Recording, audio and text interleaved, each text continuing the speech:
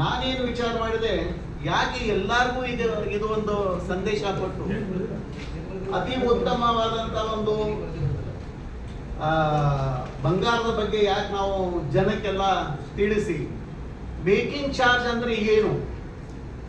ಈಗ ಸುಮಾರು ವರ್ಷಗಳಿಂದ ನೀವೆಲ್ಲ ಆರ್ನಮೆಂಟ್ಸ್ ಪರ್ಚೇಸ್ ಮಾಡಿರಿ, ನಿಮ್ ಕಡೆ ಬಿಲ್ ಇದಾವೆ.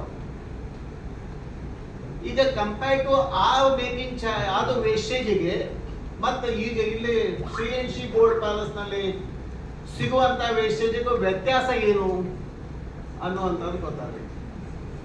ಹೀಗಾಗಿ ನಾವೇನ್ ಮಾಡಿದ್ವಿ, ಸುಮಾರು ಒಂದು 5-6 ತಿಂಗಳ ಮೊದಲು ಕಸ್ಟಮರ್ಗೆ ರಿಟೇಲ್ ಕೊಡೋದು, ಆಮೇಲೆ ಹೋಲ್ಸೇಲ್ ಕೊಡೋದು, ಆಮೇಲೆ ಹೋಲ್ಸೇಲ್ ಇದು ಡೈರೆಕ್ಟ್ ಫ್ಯಾಕ್ಟ್ರಿ ಟು ಕಸ್ಟಮರ್ಗೆ ಕೊಡುವಂತ ಯೋಜನೆ ಮಾಡ್ಕೊತಿದ್ವಿ.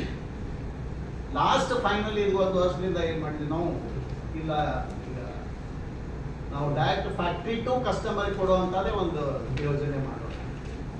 ಈಗ ದೊಡ್ಡ ದೊಡ್ಡ ಅಂಗಡಿಯಲ್ಲಿ 25%, 29%, 18%, 16%, ಏನ್ ನೀವು ನಮ್ಮವರು ನಾವು ನಿಮ್ಮವರು ಅಂತೇಳಿ ಒಂದು 2% ಕಡಿಮೆ ಮಾಡಿ 14% ಮಟನು ಮಾಡ್ತಾರೆ. ಬಟ್ ಈಗ CNC gold palace silver town cross Gokul road Hubli ಒಳಗೆ ನಾವು ಏನ್ ಮಾಡ್ತಾ ಇದ್ದೀವಿ, 3% ಲಿಂದ 6.9% ಒಳಗೂ ಲಾಸ್ಟ್ 3% ಲಿಂದ ಸ್ಟಾರ್ಟ್ ಆಗುತ್ತೆ, 6.9% ಒಳಗೂ ಅಂದ್ರೆ 90% ಏನು ಎಲ್ಲ ಇಡೀ ಕರ್ನಾಟಕದಾದ್ಯಂತ ಏನು ಆಭರಣ ಮಳಿಗೆ ಇದಾವಲ್ಲ 90% ಎಲ್ಲಾ ಜ್ಯುವೆಲರಿಗೂ ಏನಿದೆಲ್ಲ ಸ್ಟಾರ್ಟ್ ನಮ್ದು 3% ಲಿಂದ 6.9%. ಅದರಲ್ಲಿ ಕೆಲವೊಂದು ಆಂಟಿಕ್ ಜ್ಯುವೆಲರಿ ಆಗಲಿ, ರಾಜ್ಕೋಟ್ ಜ್ಯುವೆಲರಿ ಆಗಲಿ, ಒಂದು 2% ಆ ಕಡೆ ಈ ಕಡೆ ಇರ್ತದೆ.